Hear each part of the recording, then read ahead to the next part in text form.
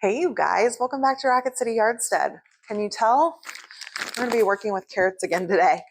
So my favorite ball canning book has just all of these really interesting canning recipes in it. And one of them I'm very excited to try with these carrots. It is a honey ginger carrot. It has soy sauce and orange juice, ground ginger, broth. It just sounds like it's going to be really delicious. And I have been waiting to have a carrot harvest so that I could make these. I guess I could have just gone to the store and bought some carrots, but I normally like to can with my own stuff. So today we are going to turn these into those honey ginger carrots.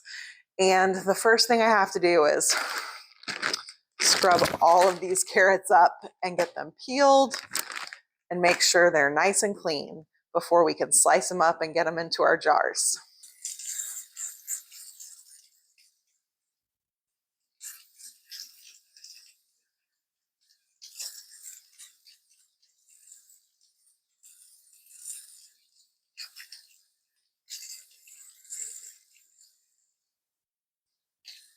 I weighed out enough carrots to do a double batch, which should be 8 pints. And now it's just time to go through and peel all these carrots. So I'm gonna get to work on that, and I will meet you guys back here once we've peeled them all, because this is probably gonna take a while. You can see I've got a variety of sizes here. Some of these littler ones are gonna take a little bit longer, I think, to peel.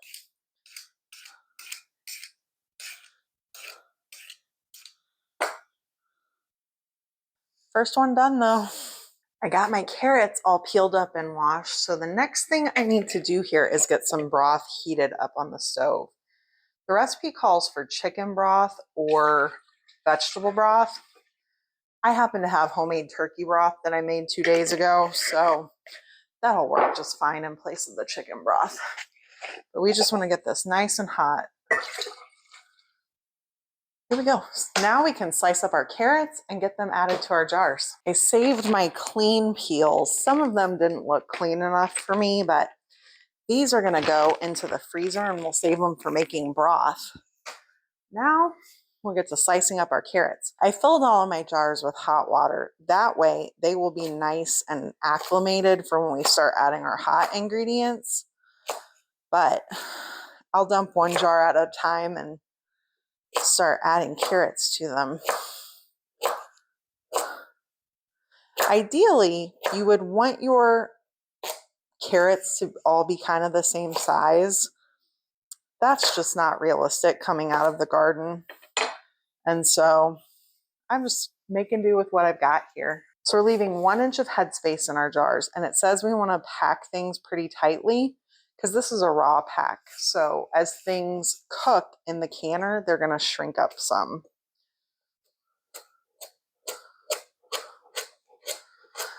I'm just going to work my way through my big bowl of carrots here and get these jars all filled up.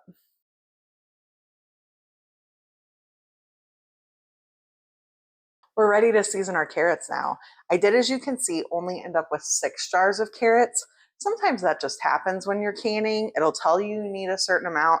And for whatever reason, I'm guessing maybe the density of the carrots and their weight is part of what figures into that. I only ended up with 6 jars when the recipe says I should have ended up with 8. No big deal. We need half a teaspoon of salt per jar. Just go through and season them all. I have seen with these recipes where sometimes people mix everything together and then add it to the jar, but when the recipe tells you how much goes into each jar, I just figure it makes more sense to do it this way. So now we need a 1/4 teaspoon of ground ginger per jar. Oh, this smells really good. I just got a brand new jar, so it's extra fresh. Now we're going to move on to the soy sauce. It calls for soy sauce. I'm using tamari just because that was the gluten-free thing available at my store, but just use regular soy sauce if that's what you would normally use. So we need a tablespoon of this per jar. This flavor combination just sounds so good to me.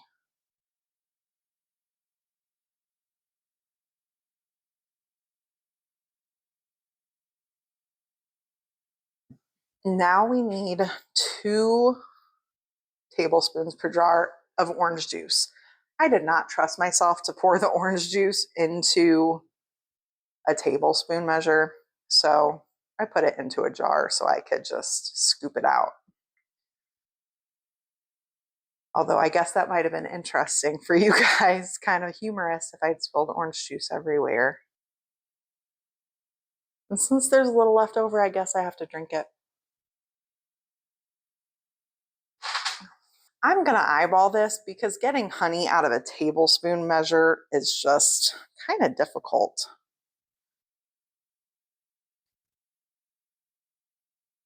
I know in eyeballing, I might end up with a little bit more or a little bit less, but that is a risk I am willing to take.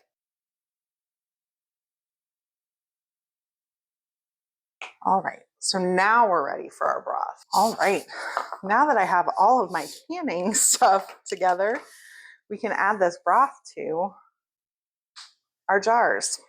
So you want to make sure we leave an inch head space, and we need to poke around in our jars, make sure we get rid of any air bubbles. Something like this could really hold on to air bubbles. Move that over. I am going to give my headspace a check. Right on the money. If you don't know, on a regular mouth canning jar, an inch is right around where the curve happens, right below the rim of the jar. So, kind of right here.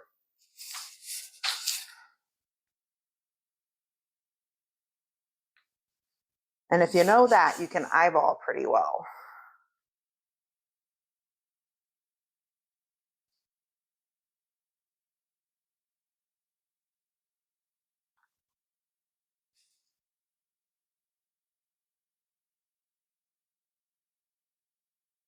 It smells really good with that orange juice and soy sauce with that hot broth hitting it. I can't wait to try one of these. For any first-time canners out there, we'll go over some of the things I do at this point. I have a paper towel that I have put some vinegar on. In this instance, we've got poultry broth and we've got some sticky ingredients. And so the vinegar just helps cut through that.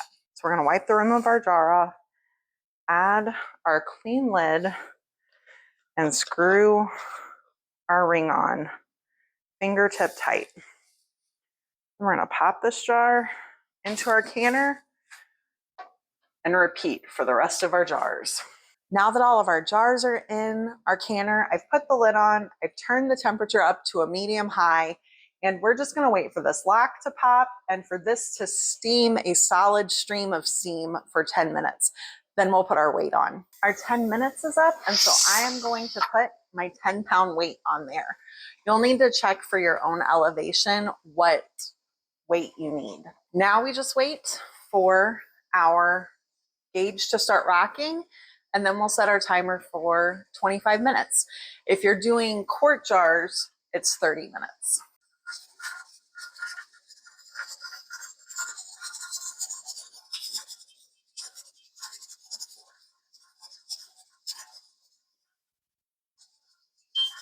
Our timer went off on our carrots, and so you can see I've turned the heat off and our weight has already stopped rattling. So now we're just waiting for our lock to pop down, pressure to have been totally released.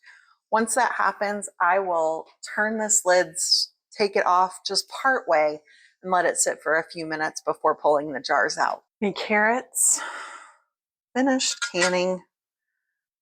Got the lid part way off just to let it vent a little bit. And now they're ready to come out of the canner. They look really nice.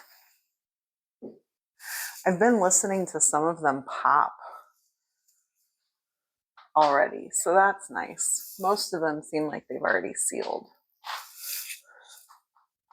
I think we will probably let these completely cool. And then I would really like to open a jar of them with you guys. So probably tomorrow we'll open one up because I want to know how they taste. It is the next day and all of my jars sealed. So I'm really happy about that. I think that these are really beautiful. They're going to be really pretty on the pantry shelves. But I do really want to open one up and try it with you guys. I'd like to know if there's something we'd like to can more of. That was a nice pop. So I'm going to pop these into a pot and we're going to let them boil for 10 minutes. So if you don't know, traditionally they've recommended that you boil home canned things, specifically pressure can things, for 10 minutes. That is because after 10 minutes of boiling, if for some reason something went wrong and there is actually some botulism in your canned good, the botulism toxin is supposed to be gone after 10 minutes. So they say you don't actually have to do that anymore if you know you followed all of the proper canning procedures. But I just feel better. I feel like it's one more layer of defense to make sure our food is not dangerous for us. Our carrots have finished boiling. They've been boiling for that 10 minutes. And so I'm just going to dish a few of them out into my bowl here. We can give them a try. They're very tender, which I expect because they're canned carrots, but they smell really good.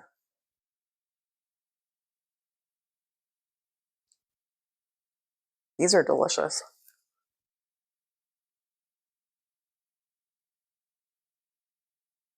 The broth comes through. They're sweet. I'm sure in part because they're homegrown carrots, which are very sweet. But that little bit of honey and the orange juice, there's a little bit of an umami thing that the little bit of soy sauce in there gives. These are delicious.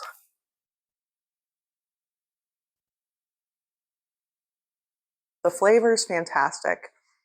The texture, it's just like a regular canned carrot. So if you don't love canned carrots, this probably isn't the recipe for you.